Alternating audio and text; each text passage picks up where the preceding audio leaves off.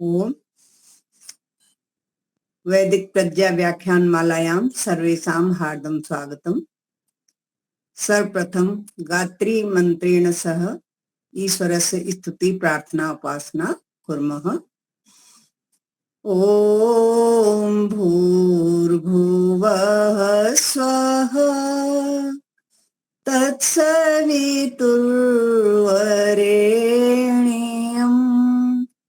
भर्गो देवस्य धीमहि धियो यो नः प्रचोदयात् धियो यो नः प्रचोदयात् धियो यो नः प्रचोदयात्। सर्वेषां हार्दं स्वागतम। कोई कुछ गाना चाहेंगे? संस्कृत में कुछ बोलना चाहेंगे?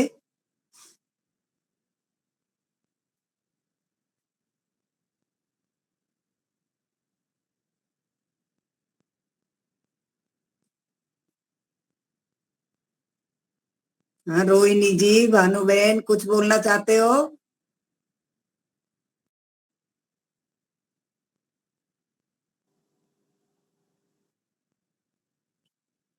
संस्कृत में कुछ बोलोगे बहन जी?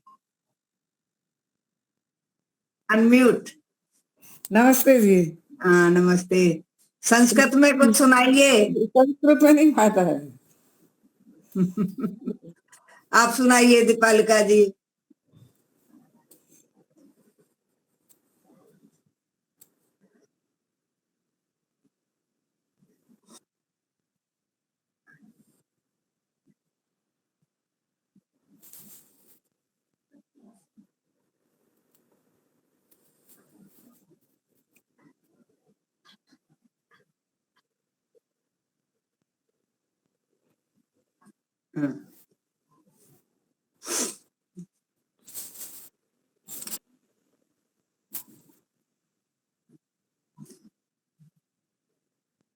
अरे संगठन सूत्र है ना?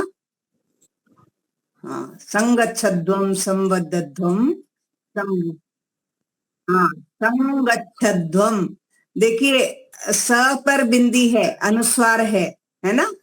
स के ऊपर अनुस्वार है, तो अब बाद में क्या है? गच्छध्वम, संगच्छध्वम। तो जो ग कौन से परिवार का है? क परिवार का है, क वर्ग का है ग, है ना? तो इसलिए अब जो ये अनुस्वार है, इसका उच्चारण हमारा होगा क वर्ग का जो अंतिम वर्ण है ङ, क ख ग घ ङ उच्चारण आएगा। संगच्छध्वम ऐसा बोलेंगे।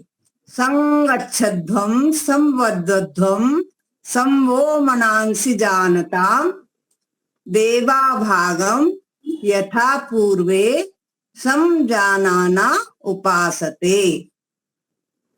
ये है ना? ठीक है। बद्धध्वम। हम्म हम्म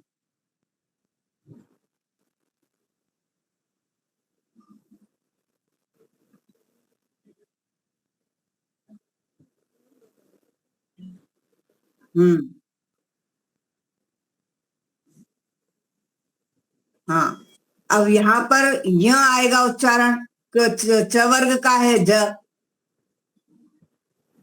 संजानाना उपासते। तो यहाँ पर हाँ, तो यहाँ पर च वर्ग का अंतिम वर्ण क्या है? य।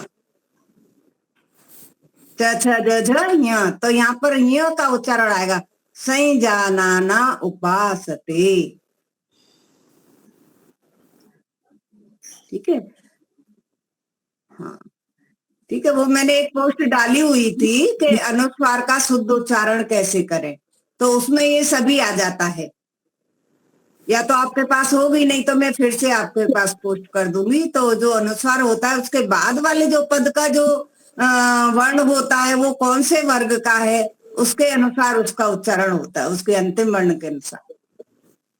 ठीक है, चलिए ठीक है। तो अभी कक्षा प्रारंभ करें?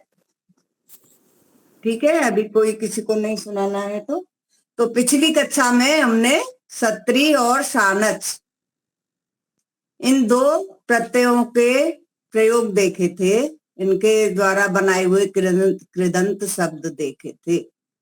तो उसमें किसी को कोई शंका है तो बोलिए। वैसे मैंने पोस्ट में काफी कुछ स्वयं से लिख के बहुत डाल दिया है, उससे सब कुछ आप समझ सकते हैं। अगर फिर भी उसमें कुछ समझ नहीं आ रहा है तो आप पूछ सकते हैं।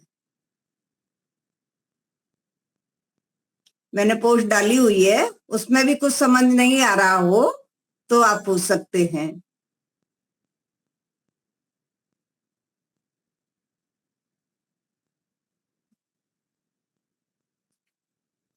हाँ, प्रभा माता जी, रोहिणी जी, शंका है कोई? नहीं माता जी। नहीं, है ना? शंका कोई नहीं, शंका कोई नहीं गुरुदेव। ठीक है जी, फिर हम आगे चलते हैं। कत और कतवतु प्रत्यय देखेंगे आज। हाँ जी।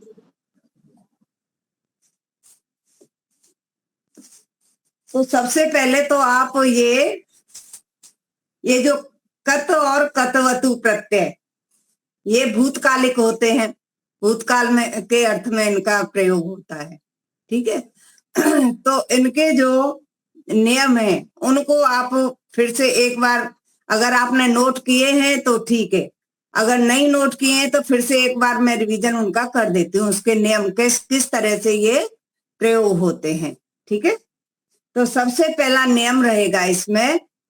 अब कत और कतवतु प्रत्यय जानने के लिए हमें यहाँ पर एक तो 3 तरह के वाक्य होते हैं, कर्तृवाच्य, भाववाच्य और कर्मवाच्य।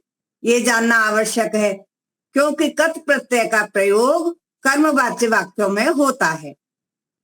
ठीक है।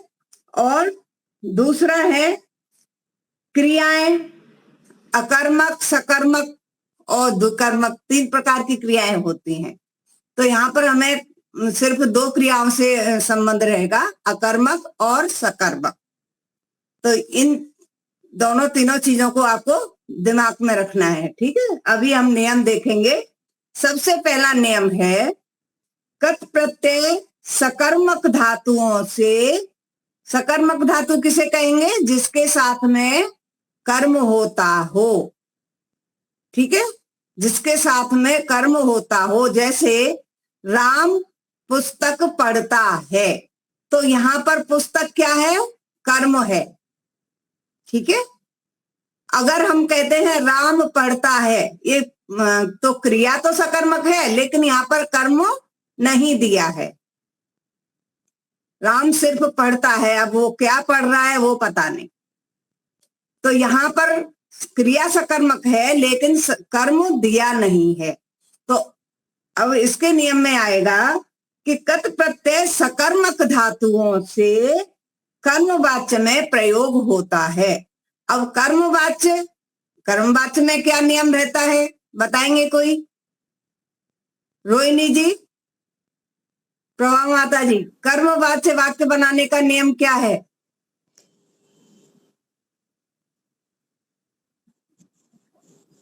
वो कभी चालू नहीं रखते हैं, वो वीडियो ऑन नहीं रखते कभी भी। रोहिणी जी, कर्मवाच्य में कर्ता की तृतीया होती है और कर्म के अनुसार क्रिया आती है। और कर्म में कौन सी विभक्ति होती है? प्रथमा विभक्ति। हाँ, तो जो कर्मवाच्य वाक्य होता है उसमें कर्ता में तृतीया होगी, कर्म में प्रथमा होगी और जो क्रिया होगी वो कर्म के अनुसार होगी, उसका कर्ता से कोई संबंध नहीं होगा। ठीक है। तो ये हो गया कर्मवाच्य वाक्य। और कर्तृवाच्य में, कर्तृवाच्य में क्या है नियम? कर्ता में प्रथमा, कर्म में द्वितीया, कर्म के अनुसार क्रिया। क्रिया किसके अनुसार? कर्ता के अनुसार। हाँ, कर्ता के अनुसार क्रिया होती है।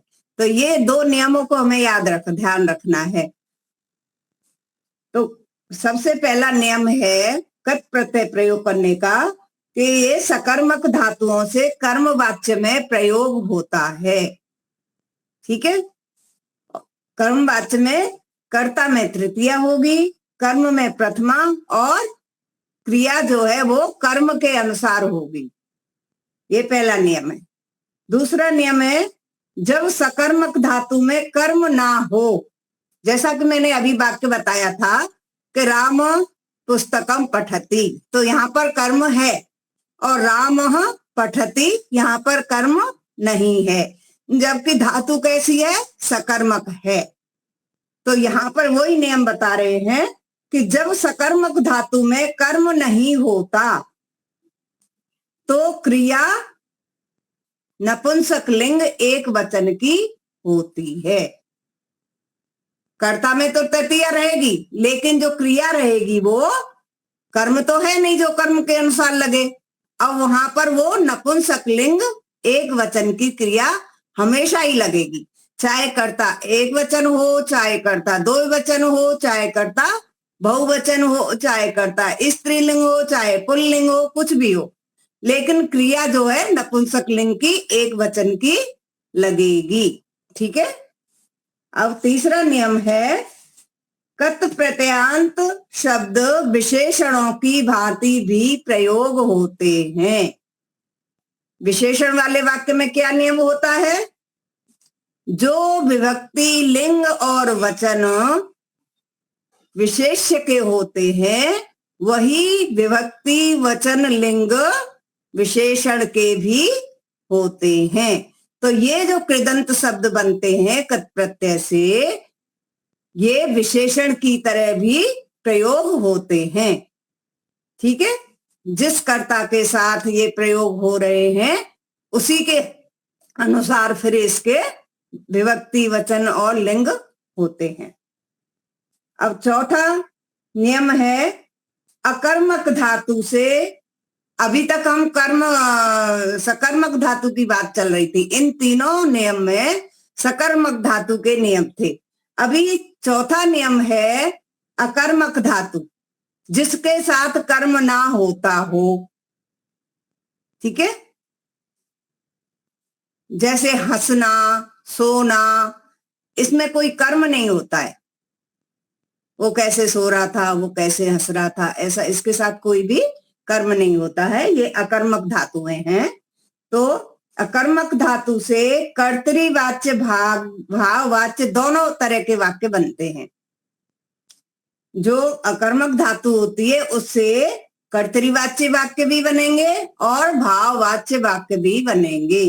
तो जो कर्तृवाच्य वाक्य बनेगा उसमें तो कर्ता में प्रथमा और क्रिया कर्ता के अनुसार।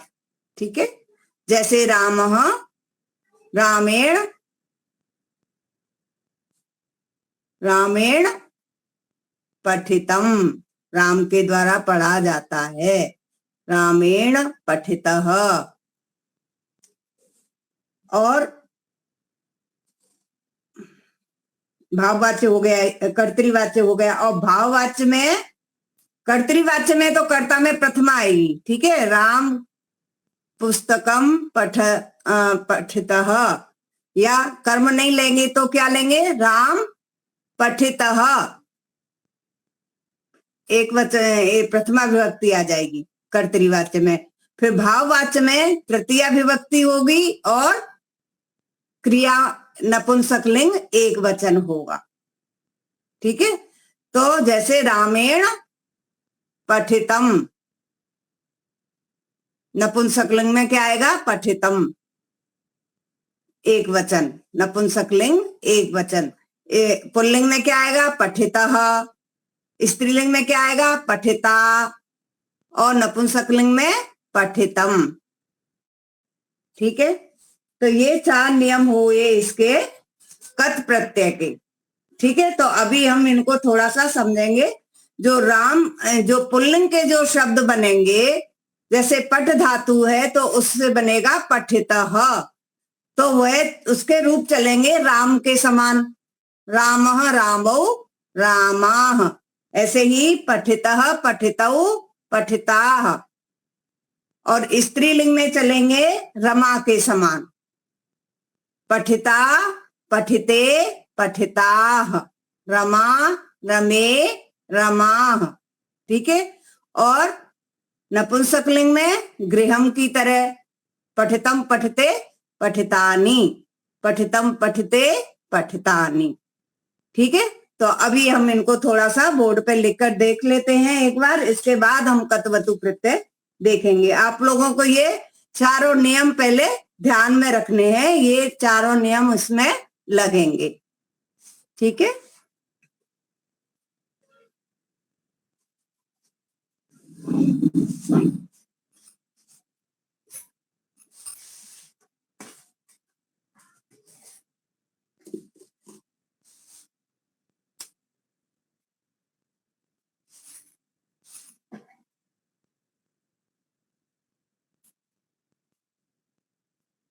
कत् प्रत्ययः,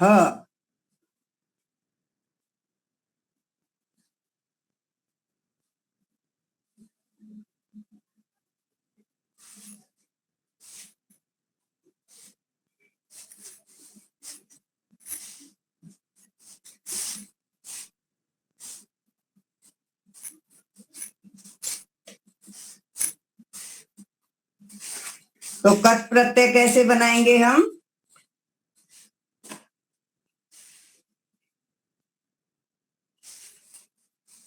कत में से हमको मिलता है अत, अत।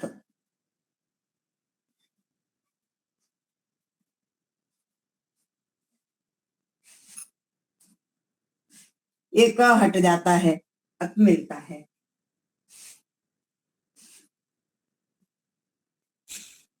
अत भी नहीं मिलता है, सिर्फ त ही मिलता है, क आधा ही है ना, तो त मिलता है।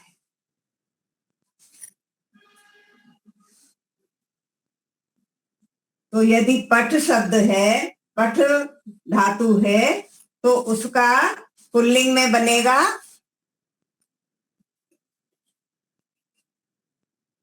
पठितः।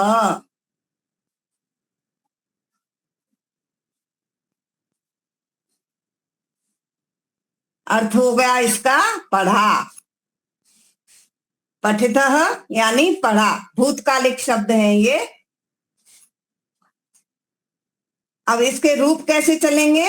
राम के समान, पठितः, पठितौ, पठिताः, पठितम, पठितौ, पठितान। इस तरह से इसके रूप चलेंगे। और स्त्रीलिंग में चलेंगे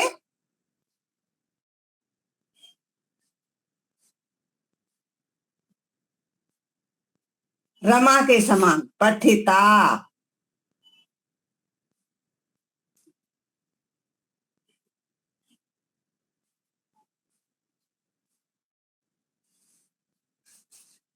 हाँ, पठिता का कैसे चलेगा रूप बताइए रोहिणी जी। पठिता, पठिते, पठिता, राम की तरह, रमा की तरह, रमा की तरह चलेगा, जी। रमा है ना। पठिता, पठिते, पठिताः, पठिताम, पठिते, पठिता, पठिताः। जैसे बालिका का चलता है, जैसे रमा का चलता है, उसी तरह से इसका रूप चलेगा। और इस नपुंसकलिंग में कैसे चलेगा? गृह, गृह की तरह, पठितम, पठितम, पठिते, पठितानि। पठितम। पुस्तकम, पठितम। अगर यहाँ पर पुस्तक है तो पुस्तकम, अगर हमारा कर्म नपुंसक लिंग का है तो पठितम, पुस्तकम, पठितम। अगर यहाँ पर हम लिखें कथा, कथा स्त्रीलिंग हो गया तो कथा, पठिता। या गीता, पठिता, गीता पढ़ी, पुस्तक पढ़ी। और वेद पढ़ा, वेदः पठितः, श्लोकः पठितः। ठीक है। तो जैसा कर्म होगा, जिस लिंग का कर्म होगा, उसी लिंग की क्रिया भी बनेगी।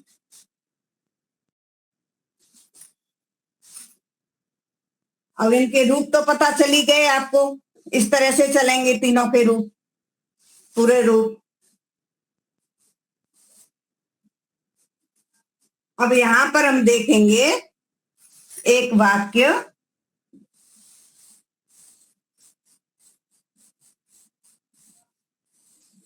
एक वाक्य देखेंगे इसका, उसी में थोड़े उदाहरण देख लेंगे।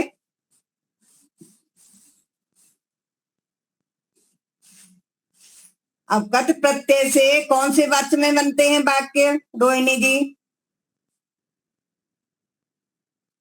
कौन से वाक्य में बनते हैं? कर्मवाच्य में। हाँ, तो कर्मवाच्य में क्या नियम है? कर्ता में तृतीया होती है, कर्म में प्रथमा होती है और क्रिया कर्म के अनुसार होती है। तो राम ने पुस्तक पढ़ी, राम ने पुस्तक पढ़ी, तो क्या बनेगा? रामेण, करता है इसलिए इसमें क्या आ जाएगी? तृतीया। रामेण पुस्तकम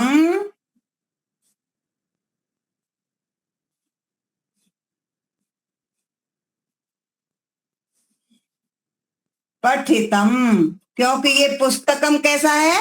नपुंसकलिंग है, इसलिए क्रिया भी कैसी बनेगी? नपुंसकलिंग की। पठितम।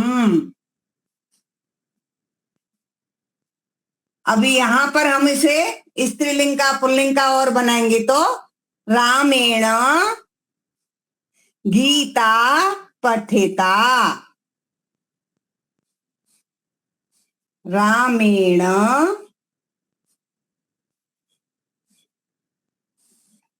गीता,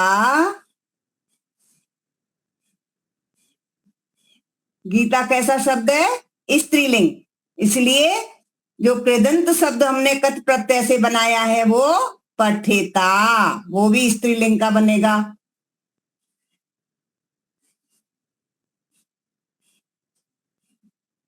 राम ने गीता पढ़ी, रामेण, राम ने वेद पढ़ा, रामेण वेदः, वेद कैसा हो गया? पुल्लिंग हो गया। वेदः पठितः,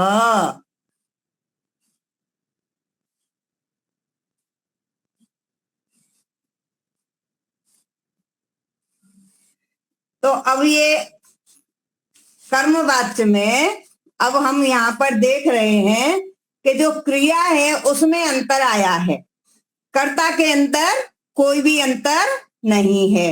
राम ने पुस्तक पढ़ी, राम ने गीता पढ़ी, राम ने वेद पढ़ा, तो अंतर क्या आ रहा है?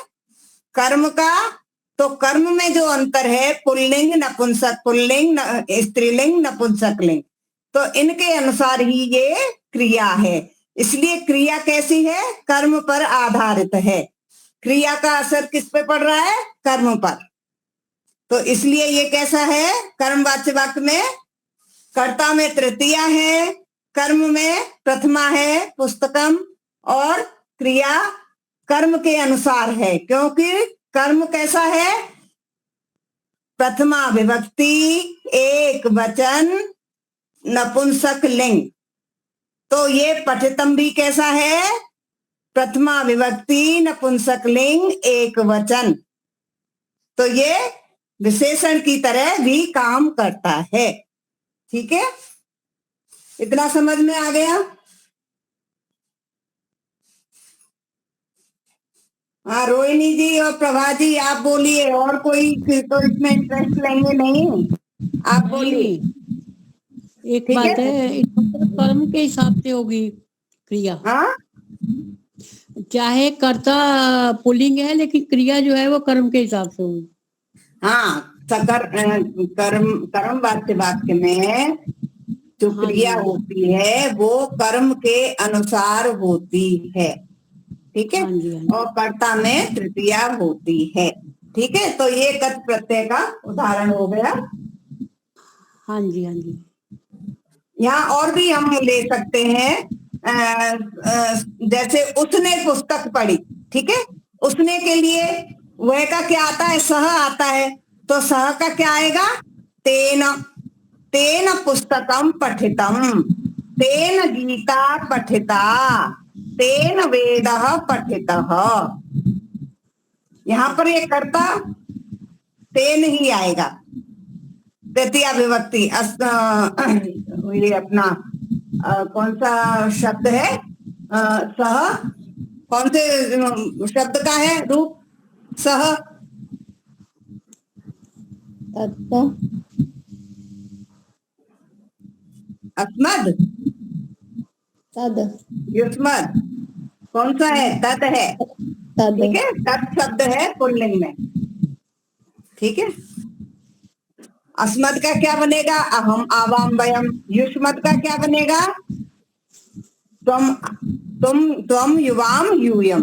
तो अस्मद में क्या आएगा, अगर मैंने पुस्तक पढ़ी तो क्या आएगा, मया पुस्तकम मया पठितम, पुस्तकम पठितम, मया गीता पठिता, मया वेदः पठितः।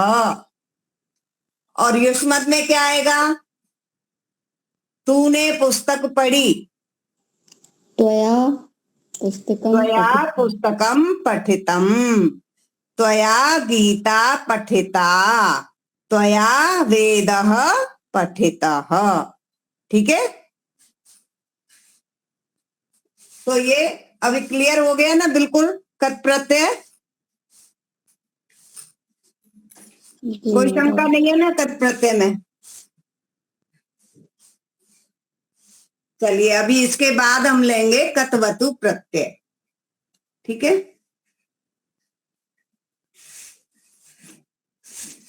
तो कतवतु प्रत्यय का भी थोड़ा सा नियम देख लेंगे।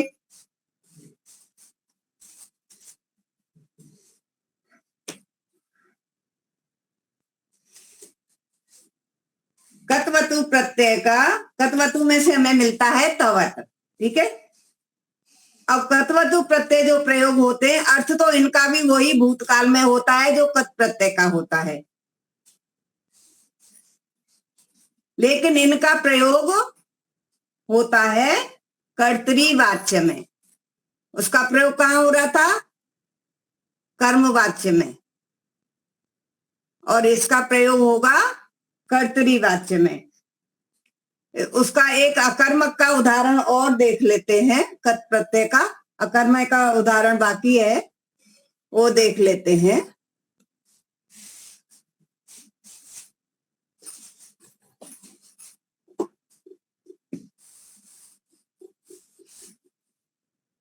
ये तो सकर्मक धातु से हो गया कर्मवाच्य, और अकर्मक धातु से कर्तृवाच्य भी बनता है और भाववाच्य भी बनता है। तो अकर्मक धातु कौन सी है, हस धातु है। हस धातु कैसी है, अकर्मक है। तो रामः हसितः, अगर राम हंसा, राम हंसा, तो अगर हम इस धातु से हम वाक्य बनाते हैं कर्तृवाच्य, तो कर्तृवाच्य में क्या बनेगा,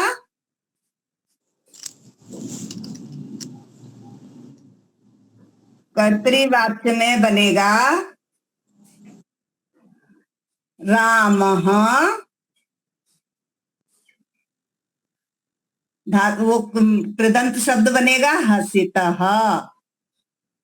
जैसे वो बना था पठितः, ये बनेगा हसितः, राम हंसा। और भाववाच्य बनेगा तो कैसे बनेगा, रामेण। भाववाच्य में कर्ता में तृतीया आ जाएगी, और जो क्रिया होगी वो नपुंसकलिंग एक वचन की रहेगी सदा ही, चाहे कर्ता एक वचन हो, दो वचन हो, बहुवचन हो, उससे कोई संबंध नहीं रहेगा। वो एक नपुंसकलिंग एक वचन की ही बनेगी। हसितम, राम हंसा।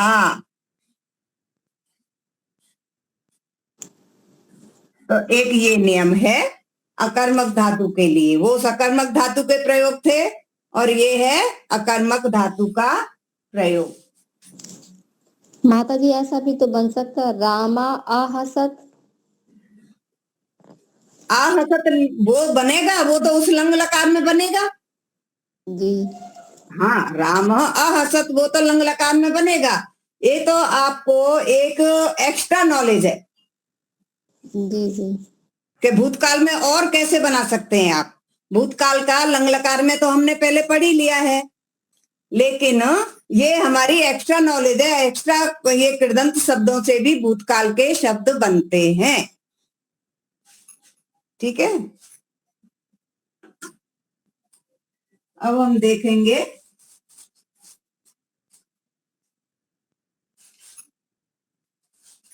कत्वतु प्रत्यय।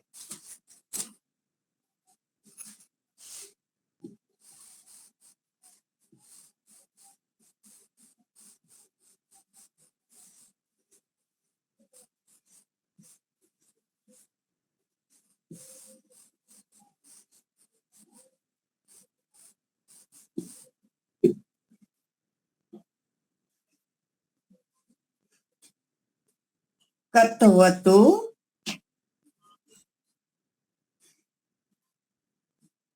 प्रत्यय। ये जो शब्द बन रहे हैं उनको क्या बोलेंगे? कृदंत शब्द।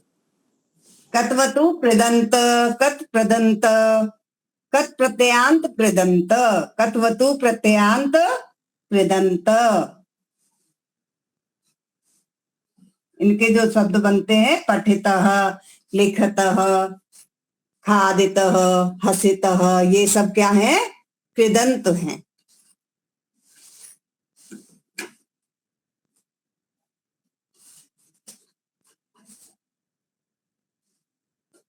तो इससे अभी पहले में कत प्रत्यय में क्या था? कर्मवाच्य में वाक्य बनते थे, लेकिन इसके वाक्य बनेंगे कर्तृवाच्य में। ठीक है, तो कर्तृवाच्य में तो कर्ता में एक प्रथमा विभक्ति, कर्म में द्वितीय विभक्ति और क्रिया कर्ता के अनुसार होती है। तो अब इनके रूप देखेंगे। जैसे उसमें पठितः बना था ना, ऐसे ही उसमें हम क्या करेंगे? वान लगा देंगे, पठितवान। पुल्लिंग बनाएंगे तो क्या बनेगा? पठितवान। जो कत प्रत्यय का शब्द बना था उसी में वान लगा देंगे, पठितवान। अर्थ वही रहेगा, पढ़ा। पठित और पठितवान दोनों का ही अर्थ क्या है? पढ़ा, पठितवान। अब इसका रूप कैसे चलेगा?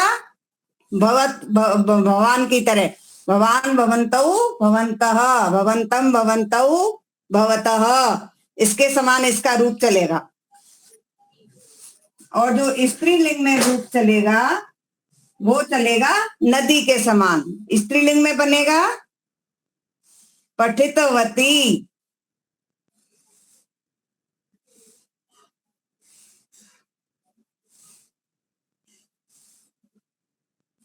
पठितवती।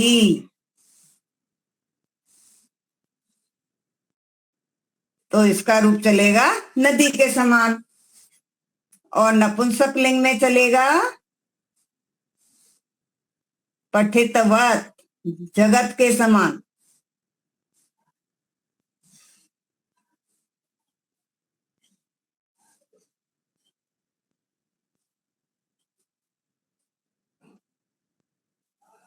जैसे मैंने सत्री सानच के भेजे है ना रूप, ऐसे में इनका भी एक पोस्ट आपके लिए भेज दूंगी। हाँ, तो इसका कैसे चलेगा? पठितवान। रोहिणी जी बोलिए, कैसे चलेगा? पठितवान, पठितवन्तौ, पठितवन्तः। हाँ, स्त्रीलिंग में पठितवती, पठितवते, पठितवत्यः। नहीं नहीं, नदी का कैसे चलता है? नदी के समान चलेगा। नदी नद्यौ नद्यः, पठितवती पठितवत्यौ पठितवत्यः।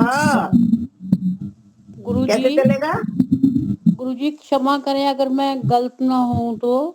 हाँ आपने बोलिए। पुलिंग में आगे पठिवान लिखा है, पठितवान तो नहीं लिखा। हाँ गलती, वो मेरे से गलती हो गई है जल्दी में। पठितवान,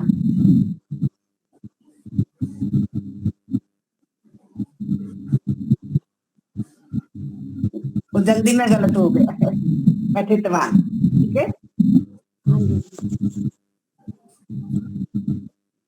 तो इसका चलेगा नदी के समान। नदी नद्यौ नद्यः, पठितवती पठितवत्यौ पठितवत्यः। और इसका जगत जगती जगंती, जगत के समान चलेगा। पठितवत पठितवती पठितवंती, इसका ऐसा चलेगा, ठीक है। तो इस तरह से इनके रूप बनेंगे। और इनके भी जो प्रयोग हैं, इनके भी विशेषण, इनके समान ही इनके भी प्रयोग होते हैं। विशेष के जैसे विभक्ति वचन और लिंग होते हैं, वैसे ही इनके भी प्रयोग साथ में होते हैं, जैसे कत प्रत्यय के थे, ठीक है। तो अभी इसका हम कोई एक वाक्य बनाएंगे।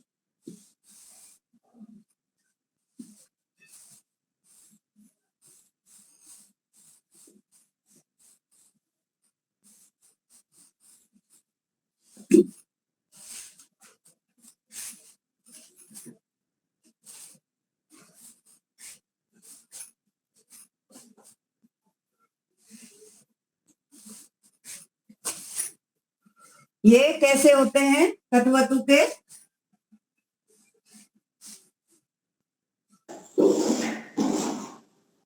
जैसे राम पढ़ा या बालक हंसा, है ना। तो या राम ने पुस्तक पढ़ी, राम ने पुस्तक पढ़ी, तो राम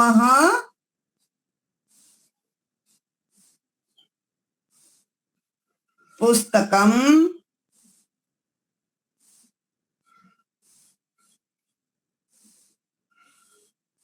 पठितवान।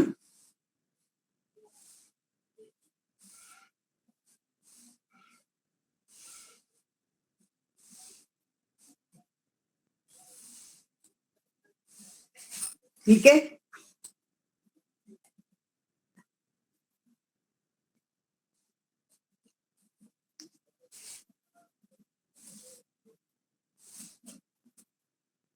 और रमा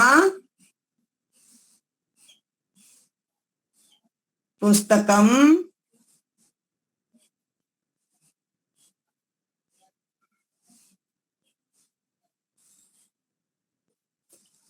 पठितवती।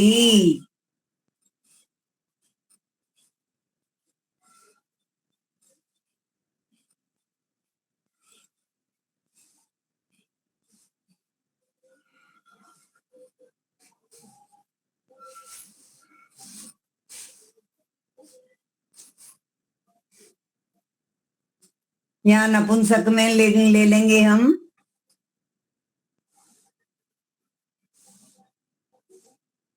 फलम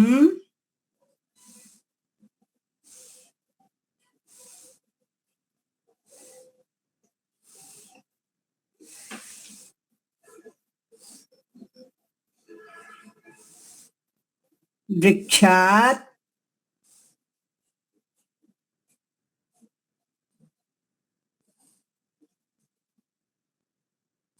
पतितम। पतित पतित यानी गिरना, पतितः, और इसमें ला जाएगा पतितम, क्योंकि फलम कैसा है? नपुंसक लिंग है, पतितम।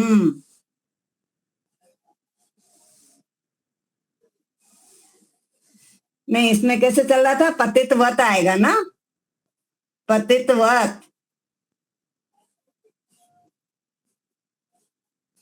ये कतवतु है।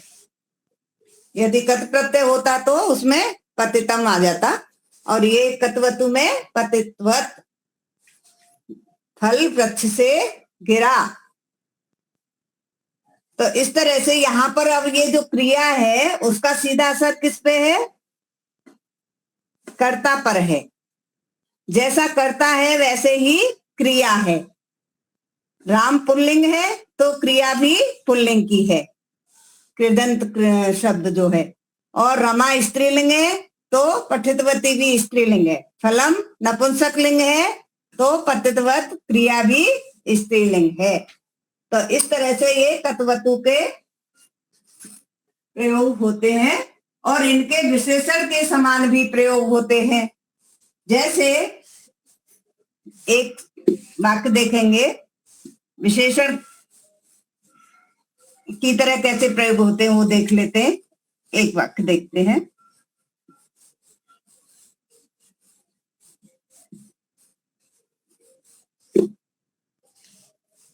कौए के मुख से गिरे हुए चूहे को देखकर वह हंसा। कौए के मुख से गिरते हुए चूहे को देखकर वह हंसा। तो काक मुखात, कौए के मुख से पंचमी विभक्ति आ रही है। काक मुखात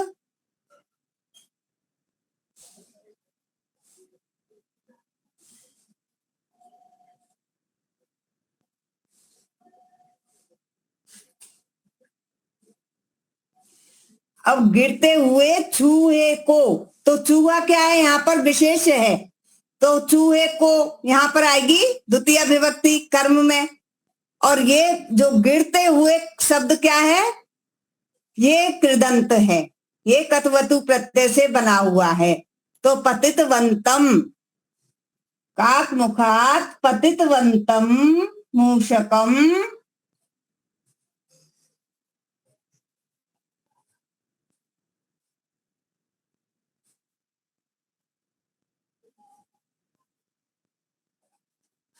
मूषकम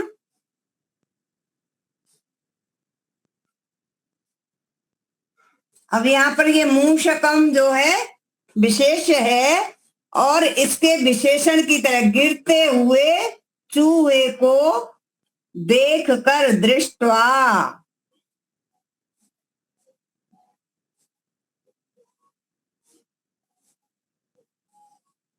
बालक हंसा या वह हंसा, सह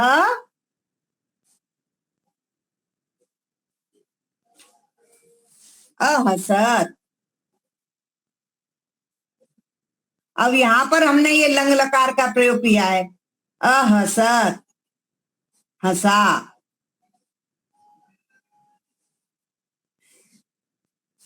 लेकिन अगर हम यहाँ पर हसितः प्रयोग करेंगे हंसा के लिए तो फिर हमें क्या करना पड़ेगा? यहाँ पर तृतीया लगानी पड़ेगी। तेन हसितः, वह हंसा। लेकिन यहाँ पर हमने ये लंग लकार का शब्द लिया है। तो काक मुखात, कौए के मुख से, पतितवंतम मूषकम, यहाँ पर जो मूषकम क्या है? विशेष है। और ये जो पतितवंतम शब्द जो है द्वितीया का एक वचन है, मूषकम भी द्वितीया का एक वचन है और मूषकम भी कैसा है? पुल्लिंग है। तो ये पतितवंतम भी पुल्लिंग है। और विभक्ति कौन सी है? द्वितीया। दोनों में द्वितीय विभक्ति है, एक वचन है और पुल्लिंग है। तो यही नियम होता है कि विशेष में जो विभक्ति, जो वचन, जो लिंग होता है वही विशेषण में भी होता है। तो इन शब्दों का प्रयोग विशेषण की तरह भी होता है। ठीक है, ये हमने एक वाक्य देखकर। माता जी इसका मतलब काक मुखात कौवे के मुख से होगा। हाँ, कौए के मुख से। तो माता कौए जी के मुख से गिरते हुए चूहे को देखकर वह हंसा। तो कौवे के मुख मतलब संबंध नहीं हो गया, कौआ का मुख। हमने ये शब्द एक लिया है ना, अच्छा। अलग हम इसको अलग करते हैं फिर हमको इसमें विभक्ति लगानी पड़ेगी। लेकिन हमने इसको एक ही शब्द में लिया है, काक मुखात। अच्छा अच्छा, तो हाँ अगर ये, षष्ठी हाँ ये वैसे समास षष्ठी हो गया लगेगी, है। वैसे माता जी षष्ठी लगेगी। वैसे षष्ठी लिखेगी काकस से मुखात, जी लेकिन जी। हमने इसको शब्द को एक में ही ले लिया है, इसलिए यहाँ पर हमें विभक्ति लगाने की आवश्यकता नहीं है। अच्छा अच्छा। ठीक है, तो इस तरह से ये हमने एक विशेषण का भी उदाहरण देख लिया, और एक देख लेते हैं विशेषण का उदाहरण, थोड़ा सा और समझ में आए।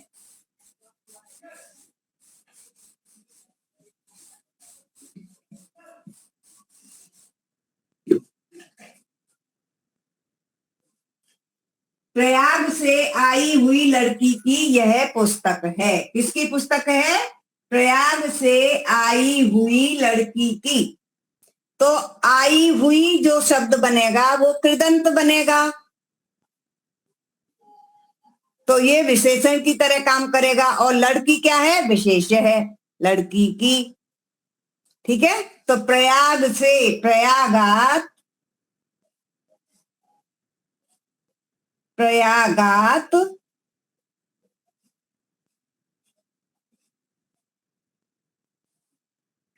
प्रयाग से आई हुई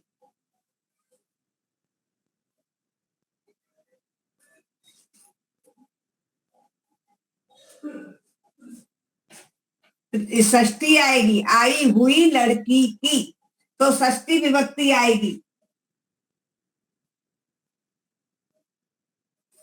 आगत प्रत्यय या समागत प्रत्यय दोनों लगा सकते हैं।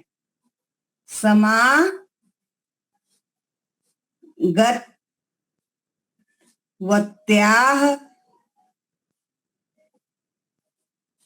ये षष्ठी विभक्ति हो गई समागत की, है ना। समागता, स्त्रीलिंग में क्या बनेगा? समागता। षष्ठी विभक्ति में समागत वत्या, समागता उसका प्रथमा विभक्ति का एक वचन बनेगा, जैसे रमा, ऐसे ही समागता। और पुल्लिंग में बनेगा समागतः, और स्त्रीलिंग में समागता। तो इसका स्त्रीलिंग में बनेगा, ये समागति बनेगा स्त्रीलिंग में। तो समागति, समागत वत्याह, नदी के समान। समागत वत्याह, बालिकायाह,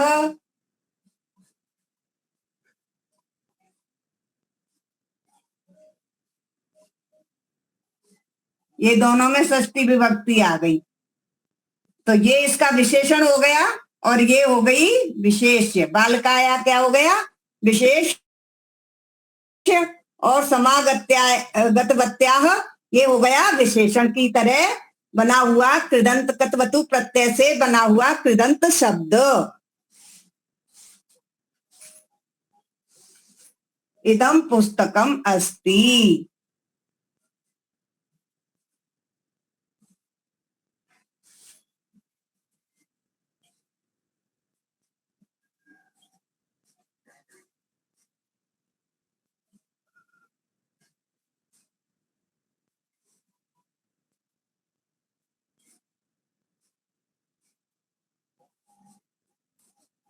यहाँ पर हम इसको जोड़ भी सकते हैं, मकार को हटाकर इसमें जोड़ सकते हैं पुस्तकम अस्ति, है ना। लेकिन यहाँ पर हम इदम में मकार क्यों नहीं लगाएंगे? क्या नियम है? बोलिए रोहिणी जी। यहाँ पर अनुस्वार को हम मकार में क्यों नहीं ले रहे हैं?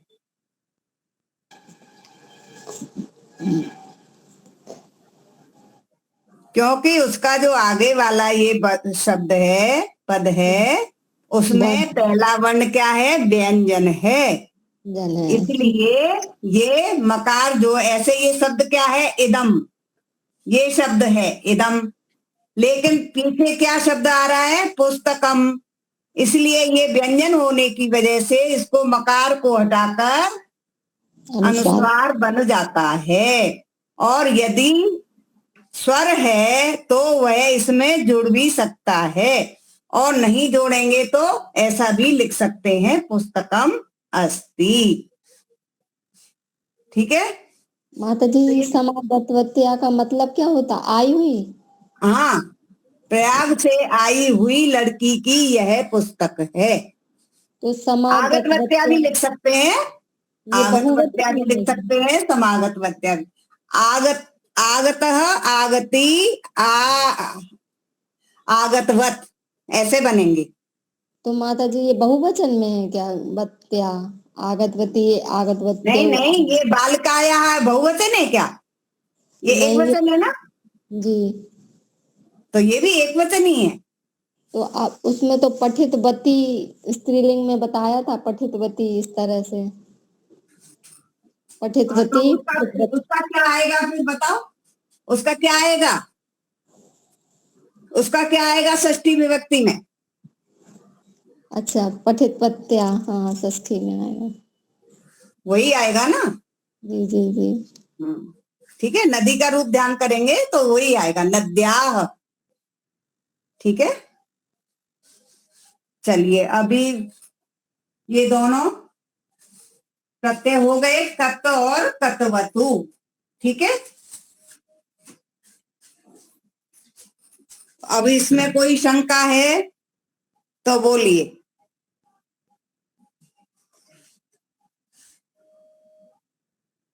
इसमें कोई शंका है? अभी तो नहीं माता जी, अब नियम याद करेंगे फिर बनाएंगे। ये नियम तो पहले भी मैं पढ़ा चुकी हूँ ना, अभी इन सब नियमों को याद रखना है। इनको ऐसे बार बार छोड़ देंगे तो फिर वो निकल जाएंगे हमारे दिमाग से। इनको जैसे आज पढ़ लिया है तो उसको घर पे भी थोड़ा उसका प्रैक्टिस करनी चाहिए, है ना। वैसे तो अभी ऐसा ही चल रहा है विचार, कभी संस्कृत कक्षाएं बंद ही कर देंगे क्योंकि बहुत कम आ रहे हैं, तो भी संस्कृत कक्षाएं जहां तक है बंद कर देनी पड़ेगी। अब 4 आप बजे लोग से बोलो, 10 अभी बजे क्या है तक ना, है। तबियत, अनियर, कत्वा, ल्यप और ल्युट और तुमुन, अभी 6 प्रत्यय और बाकी हैं।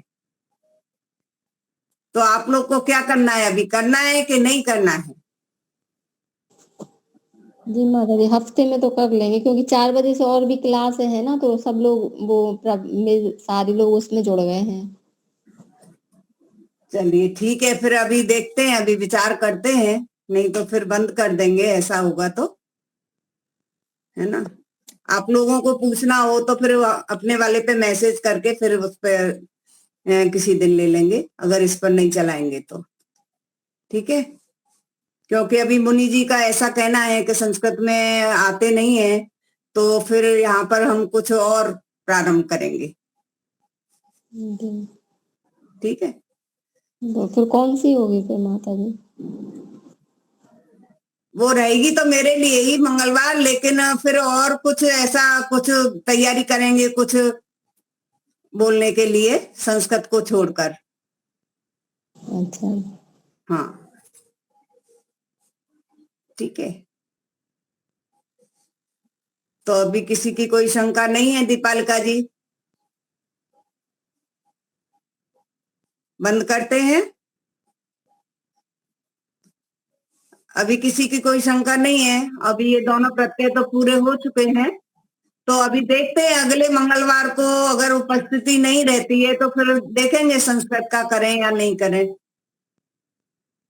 हाँ, वही देखेंगे फिर। हाँ हाँ, नहीं ठीक है, कोई बात नहीं, कोई बात नहीं है ना।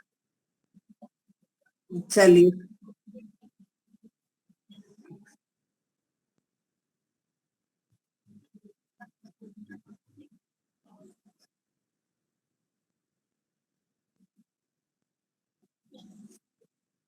हाँ, अगर संभाषण का थोड़ा शुरू कर सकते हैं, संभाषण का शुरू कर सकते हैं, पर अब उसमें यही है ना कि अब देखिए अब 4 मेंबर हैं, अब उसमें मैं संभाषण भी कराऊं तो किसमें किसको संभाषण कराऊं, उसमें भी तो कुछ मेंबर होने चाहिए ना, कि आपस में बात भी करें तो कैसे करेंगे? 2 जन को।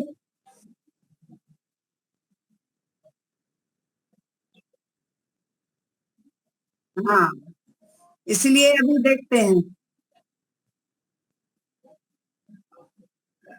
हाँ, मैं कुछ और कुछ शुरू करूंगी, और अलग पुस्तकों से, है ना, ऐसा करें। ठीक है, चलिए शांति पाठ करते हैं फिर, है ना।